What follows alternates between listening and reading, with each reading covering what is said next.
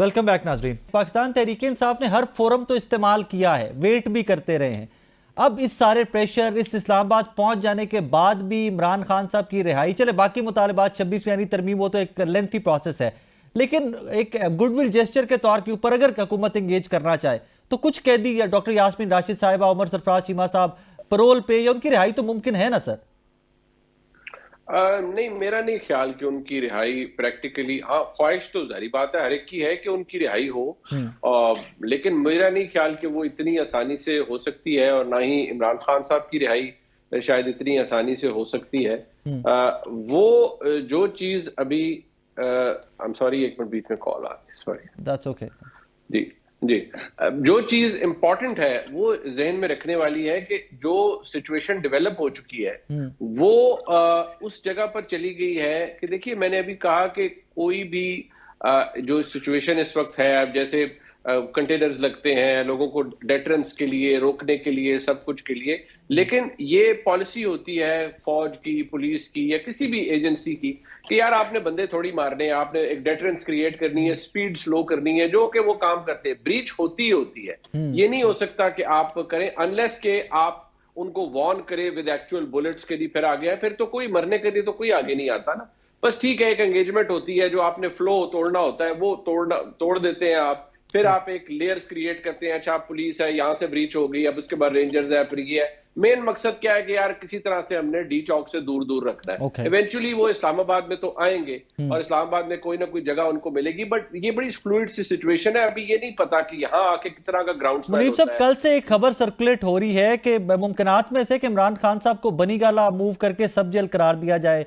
कोई है इंफॉर्मेशन आपके पास रिगार्डिंग दैट? जी जी, देखिए, मैं हमेशा से, बल्कि पिछले कुछ दिनों से ये कह रहा हूँ खास तौर पर कि देखिए, लॉजिक ये कहती है कि इमरान खान साहब को रिहाई मिलनी चाहिए, कंसिडरिंग के जो हमें पास या हमारी हिस्ट्री जो बताती है। हाँ। लेकिन वो डंडे के जोर पर या मैनिपुलेट करके या जोर आजमाई से तो नहीं मिलने वाली। वो निगोशिएशन से जरूर छोटा मोटा वो मिल सकता है, लेकिन पीटीआई के पास आज की तारीख में अभी तक वो लेवरेज नहीं है जिससे वो किसी को मजबूर कर सके। एस्टेब्लिशमेंट के साथ कोई तो वजह है कि 2 साल से इमरान खान साहब जो गिरफ्तार से पहले भी लिटरली वो पैगाम भिजवाते थे, और इसके गवाह काशिफ अब्बासी साहब मौजूद हैं, इसके गवाह मुजीबुर रहमान शामी साहब, सोहेल वड़ाइल साहब मौजूद हैं, जिनमें वो खुद कहते थे कि यार मैं पैगाम भिजवाता हूं, मुझसे बात नहीं कोई कर रहा, जवाब नहीं मुझे दे रहे। फिर वो जवाब 2 साल भी नहीं आया, और अभी भी उनका जवाब कोई नहीं है, उनको जवाब कोई नहीं देता। और मैं आपको ये बता रहा हूं कि अभी भी जो गुफ्तगू करनी पड़ेगी इमरान खान साहब के लिए, वो हुकूमत से ही करनी पड़ेगी। कोई और, जब आप हुकूमत का लफ्ज इस्तेमाल करते हैं तो do you mean Mohsin Naqvi साहब से बात करनी पड़ेगी?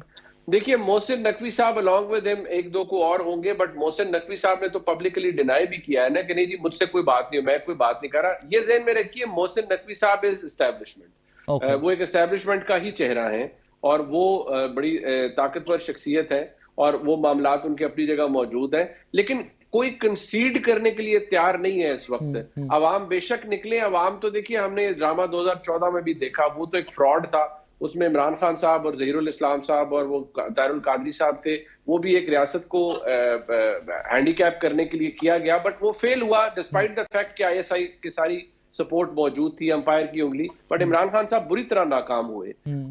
आज ये है कि इमरान खान साहब बेशक जेल में है, उनकी पॉपुलैरिटी अपनी जगह, लेकिन आज उनको वो मशीनरी दरकार है जो उनके पास इस वक्त मौजूद नहीं है। याद रहे कि हमारे मुल्क में अवाम के जोर पर तब्दीलियां नहीं आती। If history is to tell us something, यहाँ पर तो नेगोशिएशन, अंडरहैंड डीलिंग और चीजें होती हैं। जी मुनीब साहब, सबीना कुछ पूछना? जी जी, प्लीज प्लीज प्लीज। जी, मैं सिर्फ ये पूछना चाह रही थी कि उन्होंने बड़ा राइटली मेंशन किया कि इस तरह नहीं होता कि आप लोग ले आए और आपको छोड़ दिया जाए। ये बिल्कुल बात दुरुस्त है। मेरा ख्याल है कि इमरान खान साहब खुद भी नहीं चाहते होंगे ऐसा, लेकिन इन्होंने खुद भी कुछ दिन पहले एक ट्वीट में लिखा कि बेशक जमानतें हो भी जाए, उनकी रिहाई नहीं होगी। अब ये खुद ही ये भी कह रहे हैं कि उनसे बातचीत भी कोई नहीं करना चाहता, जबकि वो कई दफा कह चुके हैं कि वो मुज़ाकरात के लिए तैयार है। अब बात ये है कि अदालतों से उनको रिहा नहीं होने दिया जा रहा, वो हमें नजर आ रहा है। बातचीत, उनका जवाब कोई नहीं दे रहा, ये वो खुद कह रहे हैं, और उसके साथ वो ये भी कह रहे हैं कि इस तरह भी, तो फिर आखिर ये खुद बताएं कि क्या स्ट्रेटजी वे आउट क्या है, इमरान खान साहब की रिहाई कैसे मुमकिन है? वे आउट क्या है?